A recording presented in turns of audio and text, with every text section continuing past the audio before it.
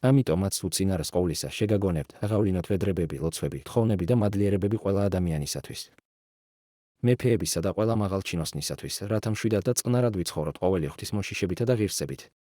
რადგანაც ეს არის კარგი და სათნო ღვთის წინაშე, ჩვენი მაცხოვრისა, რომელსაც სურს რომ ყველა ადამიანი გადარჩეს და მივიდეს ჭეშმარიტების შემეცნებამდე.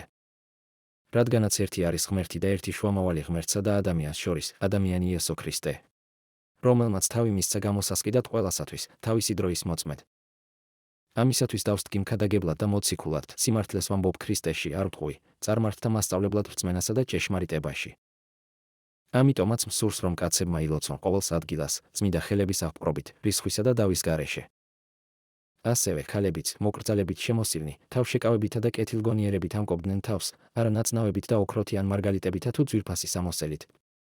არამედ კეთილი საქმეებით, რაც შეეფერებათ ქალებს, რომლებიც ღვთისმოსაობას აღიარებენ. ქალი მდუმარებით უნდა სწავლობდეს მთელი მორჩილებით.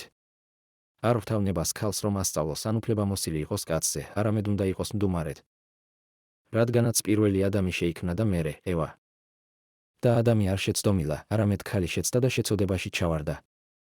მაგრამ ის მაინც ცხონდება შვილთა შობილობით თუ რწმენით, სიყვარულითა და სიწმიდით დარჩება თავშეკავებით.